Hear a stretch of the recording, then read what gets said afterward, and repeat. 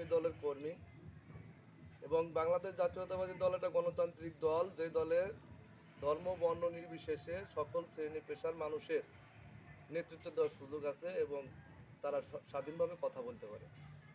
আর আপনারা জানেন যে আগামী বাংলাদেশ বিনির্মাণের জন্য সাধারণ হতদরিদ্র অবহেলিত নিম্ন আয়ের যে সমস্ত লোকজন আমরা আছি, যারা আছে, তাদের ভাগ্যের উন্নয়নের জন্য বাংলাদেশ জাতীয়তাবাদী দলের চেয়ারম্যান আমাদের প্রান্তীয় নেতা জনাব তারেক রহমান সাহেব 31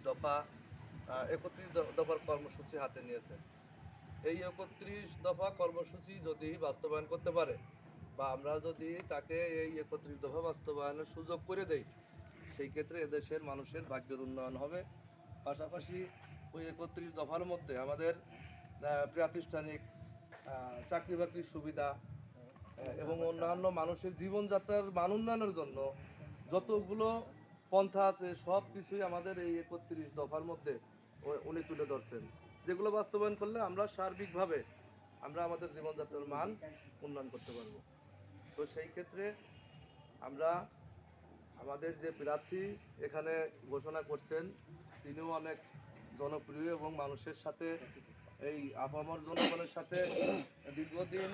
আন্দোলন সংগ্রামে ফ্যাসিস্ট সরকারের বিরুদ্ধে আন্দোলন সংগ্রাম হয়েছে, সেই ফ্যাসিস্ট সরকার আন্দোলন সংগ্রামে উনি নেতৃত্ব দিয়েছেন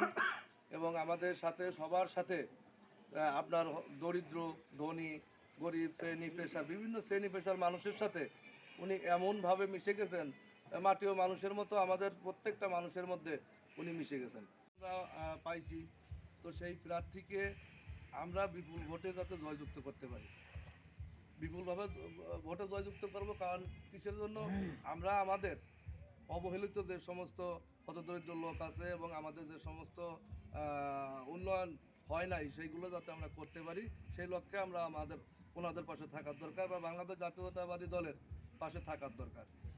তো সেই ক্ষেত্রে আপনাদের সবার প্রতি অনুরোধ থাকবে, আমরা সকল ভেদাভেদ ভুলে গিয়ে আমরা সবাই একত্রিত হয়ে সংঘবদ্ধ হয়ে আমরা ধানের শীষের পক্ষে নির্বাচনী যে প্রচারণা, আমরা প্রত্যেক পরিবারে, আমরা প্রত্যেক ডোর টু ডোর আমরা সবাইকে বোঝাবো,